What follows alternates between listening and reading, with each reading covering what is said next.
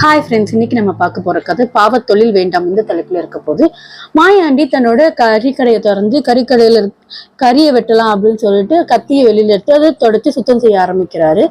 அதுக்கப்புறம் கடைக்கு பின்னாடி போய் ஒரு ஆட்டை இழுத்துட்டு வந்து நிக்கிறாரு. ஆடு அவரை பயத்தோடவே பாக்குது. இன்னும் கொஞ்ச நேரத்துல இவரு நம்மள வெட்டி கறி ஆக்கிடுவாரு. நம்மளோட கறியை வாங்குறதுக்கு ஏராளமான மனுஷங்க இன்னும் கொஞ்ச நேரத்துல வந்துருவாங்க. அதனால நம்ம உடனடியா நம்ம உயிரை காப்பாத்துக்கு ஏதாவது செய்யணும். அப்போதான் நம்ம என்ன செய்யலாங்கிற மாதிரி அந்த ஆடு அப்படி யோசிக்குது. அப்படி யோசிச்ச உடனே திடீர்னு அந்த ஆட்டு மனசுல ஒரு யோசனை வருது.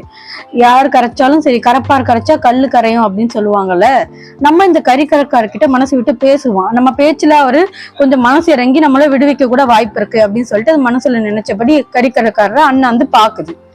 தன்னை ஆடு அண்ணாந்து பாக்குறத அவரும் பாக்குறாரு. என்ன காரணமா இருக்கும்னு தெரியலையே. இது ரொம்ப வியப்பா இருக்கு அந்த கறிக்கடைக்காரருக்கு. உடனே அவரு ஆடை பார்த்து, நான் என் கையால உன்னை கொல்லலான்னு வந்திருக்கேன். இது வரைக்கும் எத்தனையோ ஆடுகளை நான் வெட்டியும் இருக்கேன். ஆனா யாருமே என்ன இப்படி நிமிர்ந்து பார்த்தது இல்ல. நீ என்ன எதுக்காக இப்படி பாக்குற அப்படின்னு சொல்லி அவர் கேக்குறாரு. ஐயா, நீங்க அறியாமையில பண்றத நினைச்சு எனக்கு ரொம்பவும் கவலையா இருக்கு. அதனாலதான் உங்களை அப்படி பாக்குறேன் அப்படின்னு சொல்லி சொல்றேன். அது அறியாமையில செய்யறேன். நான் என்ன அறியாமையில செஞ்சுட்டேன் சொல்லு பாப்போம் அப்படின்னு சொல்லி கடிக்காரக்காரர் கேக்குறாரு.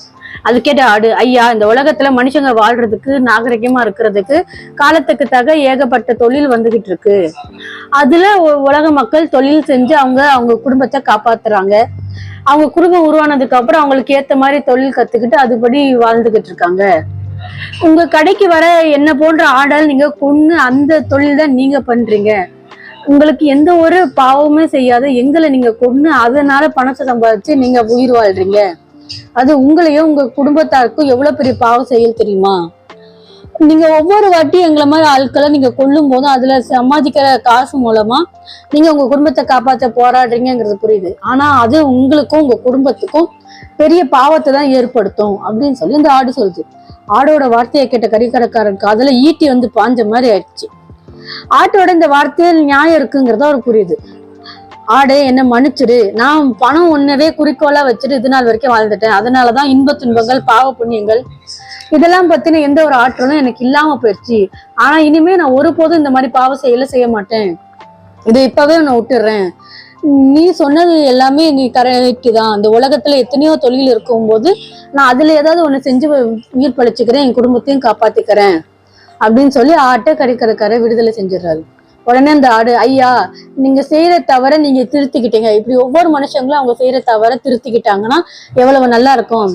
இதை பார்க்க எனக்கு ரொம்பவும் சந்தோஷமா இருக்கு. அதே நேரத்துல உயிர் பிழைச்ச எனக்கு ரொம்பவும் விடுதலை பெற்ற மாதிரி இருக்கு. அதுக்காக நான் உங்களுக்கு நன்றி தெரிவிச்சுக்கிறேன் அப்படின்னு சொல்லி அந்த ஆடு சொல்லுது. ஆடே, நீ எதுக்கு எனக்கு நன்றி சொல்ற? நான் தான் உனக்கு நன்றி தெரிவிக்கணும். பாவ செயல் செஞ்சுக்கிட்டு இருந்தேன் இது நாள் வரைக்கும். உன்னாலதான் அதுல இருந்து நான் உயிர் பிழைச்சிருக்கேன். அதுக்காக நான் தான் உனக்கு நன்றி சொல்லணும்னு சொல்லிட்டு மாயாண்டி சொல்றாரு. இதோட கருத்து என்னன்னா, பாவ தொழில்களை செய்யக்கூடாது அப்படிங்கிறது. இதோட இந்த கதை முடிஞ்சது. நன்றி.